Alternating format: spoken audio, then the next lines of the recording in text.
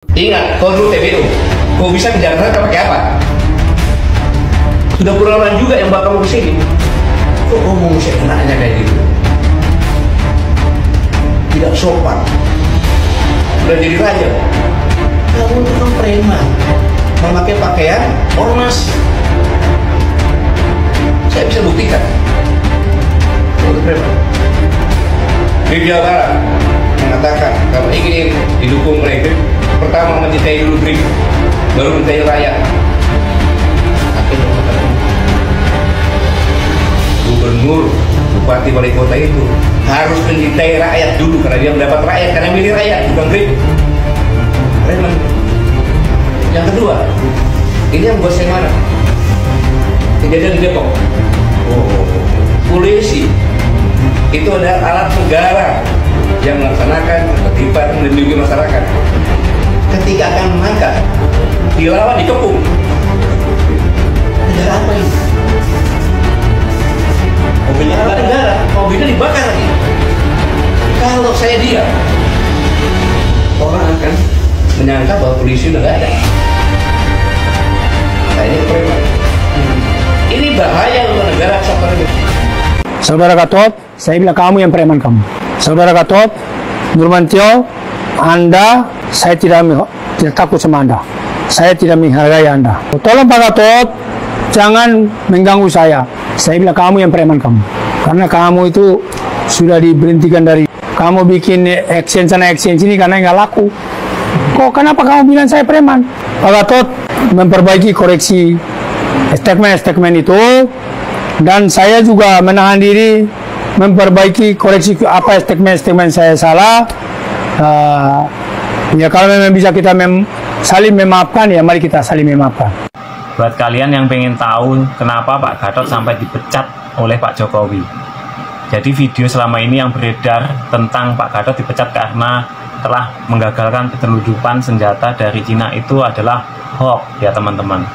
Jadi fakta sebenarnya Pak Gatot itu dipecat bukan karena menggagalkan penyelundupan, melainkan karena terlibat aksi politik 411 dan 212. Pantasan ya. Jadi kenapa Pak Gatot bisa dipecat? Karena melanggar undang-undang di TNI. Karena di dalam TNI yang masih aktif itu tidak boleh melakukan atau berpolitik. Sampai situ paham kenapa Pak Gatot dipecat? Karena melanggar undang-undang. Karena kalau TNI dibiarkan ikut politik, yang ada di dalam TNI akan terpecah seperti di era Soekarno, di mana sesama TNI saling menjatuhkan karena ingin berkuasa. Jadi buat teman-teman, pesan saya, ketika ada berita apapun jangan selalu langsung percaya. Pahami, teliti, cari tahu kebenarannya, ya. Betul. Karena saat ini adalah tahun politik di mana banyak orang yang menyebarkan fitnah, berita-berita hoax. Tujuannya adalah untuk menjatuhkan pemerintahan yang sah. Ya, salam waras dari saya. Terima kasih. Semoga rakyat Indonesia semua semakin cerdas, ya. Amin. Assalamualaikum, selamat pagi. Kalian pernah mendengar pidatonya Bapak Haji Eka, Ketua HTI? Ternyata dia pidato itu intinya ternyata backing mereka itu adalah Pak Gatot. Saya nggak percaya sebenarnya, tapi setelah dengar pidato itu, pantas aja HTI ini kuat. Ternyata kalau saya simak dari pidatonya Pak Haji Eka yang ketua HTI itu, mereka itu di belakangnya ada Pak Gatot. Pantas aja kuat sekali, salut saya. Jadi intinya gini ya, intinya kalau feeling saya setelah GRIP dibubarkan, Indonesia akan ada demo besar-besaran yang sangat sangar nanti, kayak tahun 98. Saya percaya itu. Karena saya pikir, tapi saya demi Allah saya nggak membela si GRIP ataupun siapapun. Saya pendirian tetap membela Indonesia agar damai. Amin. Pada tahun 1998, sebelum dibentuknya GRIP, HTI dan EPI itu sangat kejam demonya. Mereka membabi buta terhadap polisi, terhadap tentara. Tapi kita sama-sama berdoa, moga aja TNI kita tetap menjaga NKRI dan melindungi rakyat, melindungi para pedagang di jalan-jalanan yang di tempat demo nanti, agar tidak terjadi penjarahan seperti kemarin-kemarin itu. Ya, saya tuh berpikirnya ini kayaknya politik adu domba juga terhadap Pak Prabowo dan GRIP gitu. Sebab kayaknya dari pihak Rizik Syihab, dari pihak HTI, mereka sangat menginginkan GRIP itu dibubarkan, karena penghalang mereka untuk berdemo berjilid itu adalah GRIP. Saya yakin itu. Karena apa? Karena kalau TNI dan polisi itu nanti dibikinnya undang-undang pelanggaran HAM kalau TNI dan polisi memukul rakyat yang demo itu. Sebenarnya kasihan juga sama TNI ya udah menjaga kita, tapi selalu dikenakan pelanggaran HAM gitu. Ternyata Indonesia ini sadis juga ya. Politik itu kejam. Moga kalian bisa memahami dan mencernain apa yang terjadi saat ini. Assalamualaikum, semoga kalian sehat semua. Amin. Allahumma amin. Ya teman-teman, sekarang kan lagi memanas ya antara GRIP dan juga ada mantan-mantan purnawirawan yang boleh saya katakan mereka ini tidak ingin atau tidak menginginkan kehadiran GRIP di negeri ini. Ya, GRIP sendiri kan dipimpin oleh Abang Hercules.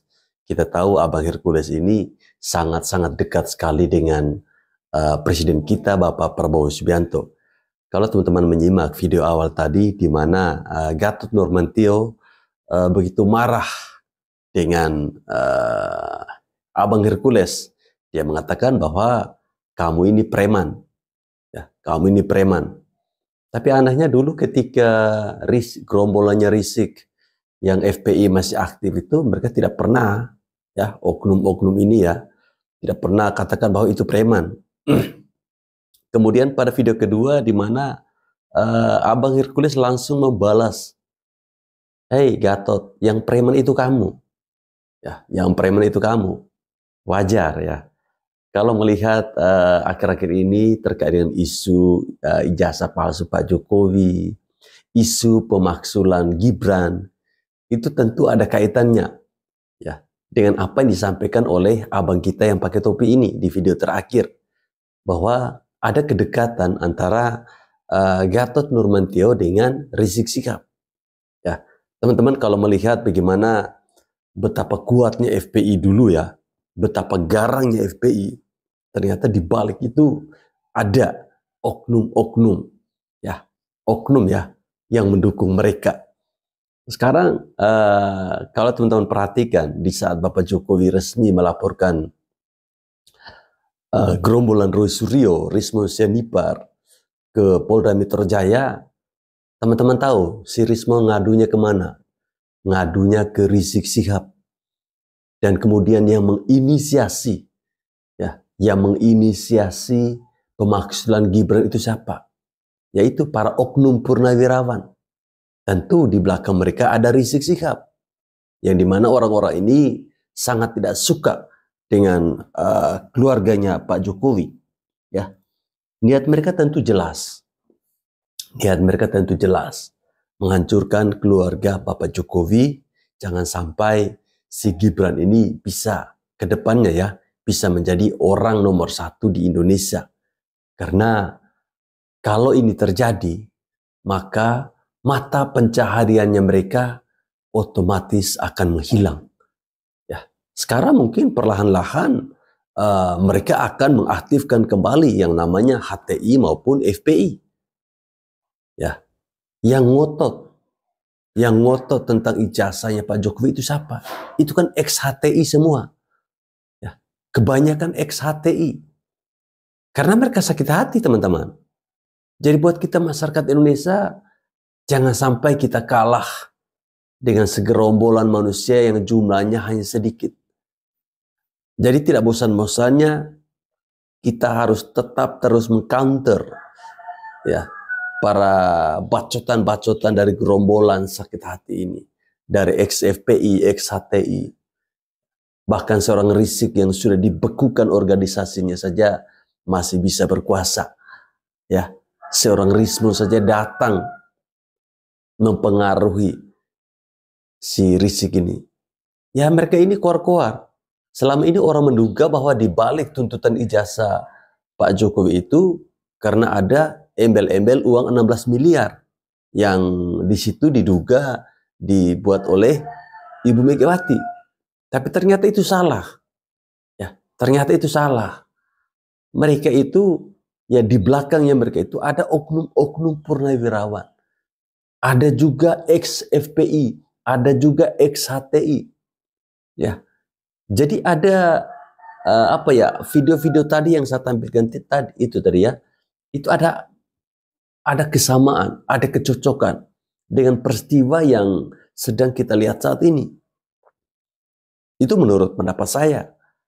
Kalau pendapat teman-teman bagaimana?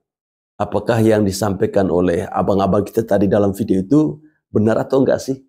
Coba tulis di kolom komentar ya.